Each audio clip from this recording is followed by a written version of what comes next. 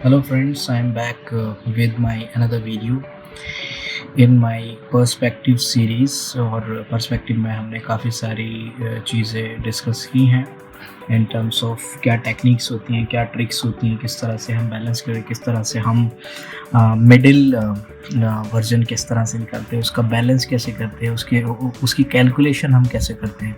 तो ये सारी चीज़ें हमने डिस्कस कर ली हैं। आज मैं 2 पॉइंट पर्सपेक्टिव के बारे में बात करूँ क्योंकि हमने 1 पॉइंट पर्सपेक्टिव के बारे में काफ़ी कुछ चीज़ें डिटेल में बात कर ली हैं अपनी प्रीवियस वीडियोस में। जिसने नहीं देखी है वो देख सकते हैं। लास्ट 4-5 वीडियोस उसके ऊपर मैंने अपलोड किए हैं। So let's get started. So 2 point perspective मैं कहूँगा कि अपने आप में जैसे कि आपको पता लग रहा है कि वहाँ पे 1 पॉइंट हमारा वैनिशिंग पॉइंट जो था वो 1 था।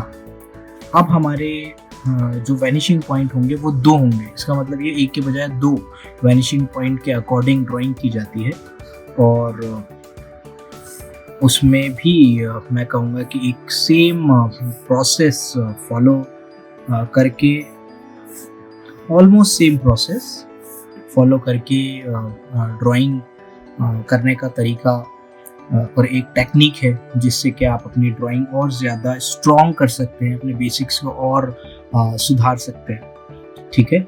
सो इसमें मैं एक होराइजन लाइन लूँगा। ठीक है।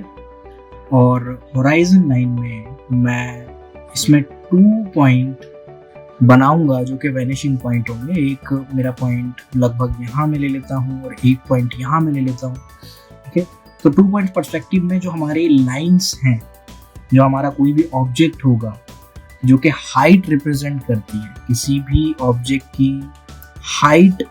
फॉर एग्जांपल मैं अगर कोई ऑब्जेक्ट यहाँ पर बनाता हूँ मिडिल में, हमारे सरफेस के लगभग मिड में एक मैं बॉक्स बनाता हूँ, तो इसकी जो हाइट है, ये हमेशा पैरेलल रहेगी। इसकी जितने भी एंगल्स होंगे वो दूसरे एंगल के पैरेलल ही रहेंगे।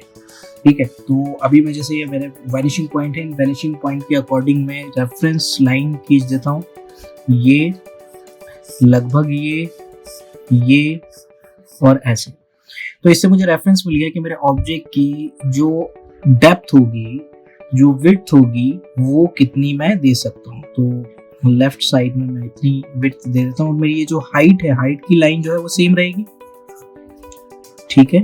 और ये मैं कनेक्ट कर देता हूँ इसके अकॉर्डिंग। नेक्स्ट मेरा जो राइट साइड का एरिया है उसको भी मैं अपनी लाइन के थ्रू बराबर कर देता हूँ और मेरा जो हाइट है वो हमेशा मेरी सारी सेम स्ट्रेट रहेंगी। ठीक है। तो ये हमारे वैनिशिंग पॉइंट है। तो 2 पॉइंट पर्सपेक्टिव की मेजर जो इम्पोर्टेंट चीज़ है जो जाननी है वो है 2 वैनिशिंग पॉइंट इसमें होते हैं। ठीक है।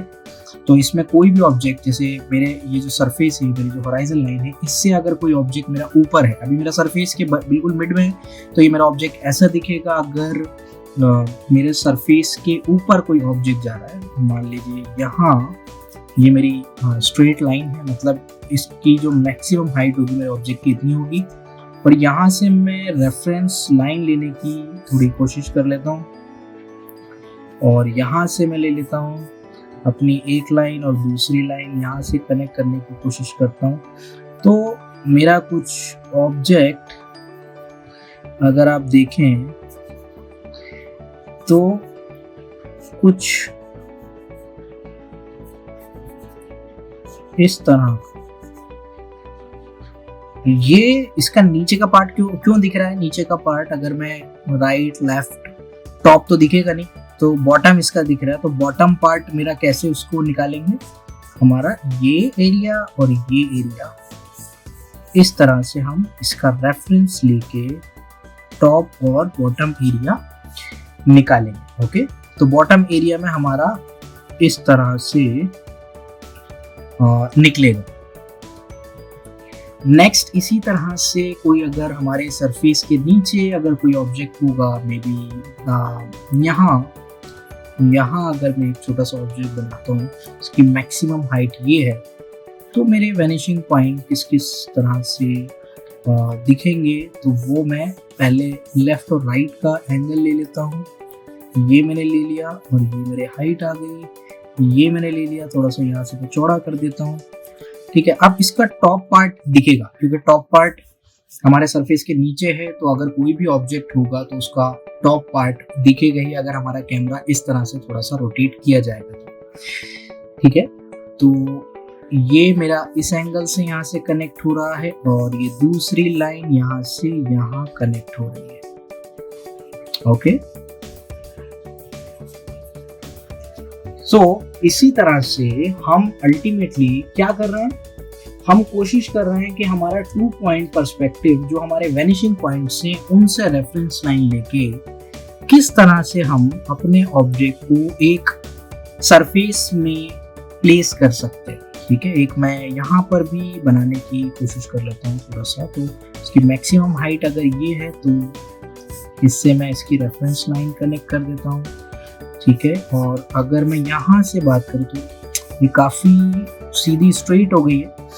सो स्ट्रेट में मैं यहाँ से ये और ये कनेक्ट कर देता हूँ और फिर ये और ये, यानी कि मेरा ये हल्का सा और यहाँ से ये मेरा ऑब्जेक्ट का थोड़ा सा ये स्ट्रेट हिस्सा और ये हिस्सा का ऐसा दिखे।